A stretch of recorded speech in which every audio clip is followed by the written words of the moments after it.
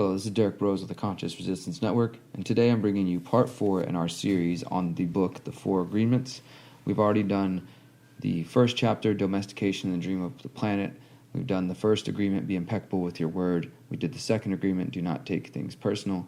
And now, finally, after a long break, I'm getting to the third agreement, which is Do Not Make Assumptions. And we're going to cover in brief this chapter of the book. And again, as I've said before, I highly recommend everybody get this book from Don Miguel Ruiz, The Four Agreements, a Toltec wisdom book, a practical guide to personal freedom. I think it's a great aid to those who are searching for freedom in the physical world, those who understand the power of self-ownership and individual empowerment and are looking for a way to help create a better world. These simple agreements, these simple ideas can help change the way you live and can help your relationships grow, and through that, help your relationships grow with your community and with the world at large. And if we do that together, collectively, on an individual level, we can change the world. So let's get into this. Don Miguel Ruiz, of course, emphasizes that the Four Agreements is about remaking certain agreements with yourself. Every single day that we're alive, we make agreements with ourselves, whether we do so consciously or subconsciously, or even unconsciously. We've made agreements about the way we view ourselves and the way we assume people view us in the world and what we would like to do, what are the positive categories that we put ourselves in, what are the negative categories. And it's about examining those agreements that you've made with yourself and with the world around you and deciding if they are actually serving you and being able to make new agreements. So, of course, he suggests 4 new agreements. 1, be impeccable with your word. 2, do not take anything personal. And this third one, do not make assumptions. He talks about how we assume everything in our lives. We make assumptions about people in our relationships, whether they're romantic relationships or work relationships or friendships, and we believe these assumptions.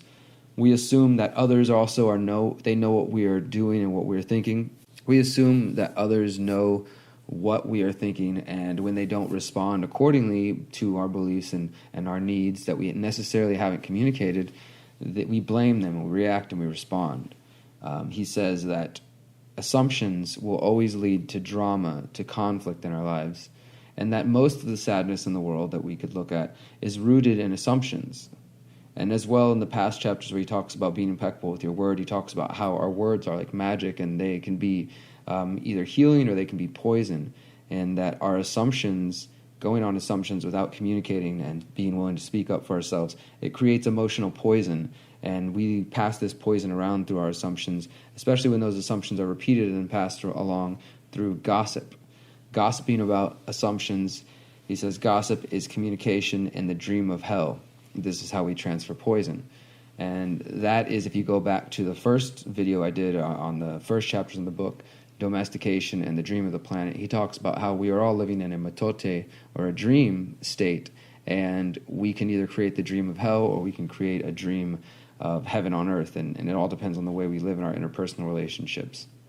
So we transfer poison when we gossip and we make assumptions about other people and assumptions about ourselves. And since we are afraid to ask for clarity often, we believe that we are right, and we turn around and we defend the assumptions that we've made about other people or about. So we defend the assumptions that we make instead of asking about this. And so he reminds us to not assume, to remember that the mitote, the dream, causes chaos and misinterpretation often. So if in this dream that we're in, that we believe is reality, it's easy to get confused and to assume things and then to go off of our assumptions, moving forward in that way and causing more damage, more emotional poison, spreading that poison through gossip. And this is, again, why it's important to assert yourself and to become aware of who you are and comfortable and confident enough to speak your mind and to ask for things and to ask for clarity. I definitely can see, and this book helps understand, how communication is key in so many different ways, and many of our world's problems are due to lack of communication or miscommunication. He also talks about how we only see and hear what we want, and we are not actually seeing what is there. We just assume things again, and we look at the world and we try to confirm our biases. And he says that we dream without basis in physical reality. And I wanted to read this quote right here from the chapter. Briefly, it says, "We create a lot of emotional poison just by making assumptions and taking it personally. As I said, he says we're dreaming without a basis in reality. And he gives this example of how we take assumptions and then we create a reality around them. He says you are walking in the mall and you see a person you like. That person turns to you and smiles and then walks away. You can make a lot of assumptions just because of this one experience. With these assumptions, you can create a whole fantasy. You really want to believe this fantasy and make it real. A whole dream begins to form just from your assumptions, and you can believe, oh, this person really likes me. In your mind, a whole relationship begins from that. Maybe you even get married in this fantasy land, but the fantasy is in your mind and your personal dreams. Making assumptions in our relationships is really asking for problems. And again, he's just making some really simple but important points. He says that also that when it comes to relationships, again, business relationships, partners, romantic partners, we assume that our partners know what we think. And then whenever they respond in a different way from what we would have liked, or in a way that goes against what we would like, we get angry at them and we say, they should have known. They should know what I want. They should just be reading my mind. And so we get angry. We respond and react to the way people are reacting to us, even though we haven't communicated our feelings and what our needs are. He provides another example here. He says, you decide to get married and you make the assumption that your partner sees marriage the same way you do. Then you live together and you find out that this is not true. This creates a lot of conflict, but you still don't try to clarify your feelings about marriage. The husband comes home from work and the wife is mad, and the husband doesn't know why. Maybe it's because the wife made an assumption. Without telling him what she wants, she makes an assumption that he knows her so well that he knows what she wants, as if he can read her mind. She gets so upset because he fails to meet her expectations. Making assumptions in relationships leads to a lot of fights, a lot of difficulties, a lot of misunderstandings with the people that we supposedly love.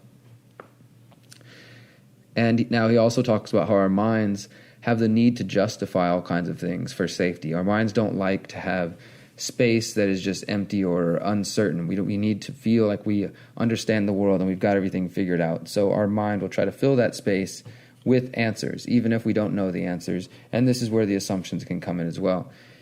And our mind gives us answers to questions, whether they are correct or not. And when we hear something that we don't understand, we make assumptions again unconsciously. We would rather not have that space of like, I'm not sure what that answer is. I don't know how to answer that. And this is not for everybody, but many people respond that way. And the easier it becomes to realize that you don't need to make assumptions, that you can ask for the answers, you can communicate, then these things will happen less and less. He also says that some of us have made agreements with ourselves, such as not being able to ask safely about anything, for information, for questions, for understanding. We grow up thinking that if we ask questions and we're stupid, or maybe we haven't been taught that in our family life, that it's okay to ask questions, so we learn to just shut up and be quiet. And then later on in life, that becomes an issue. So again, you're too quiet, you're scared to communicate, so you will just make an assumption. We assume everyone sees life as we do, and we assume that they think and feel and judge as we do.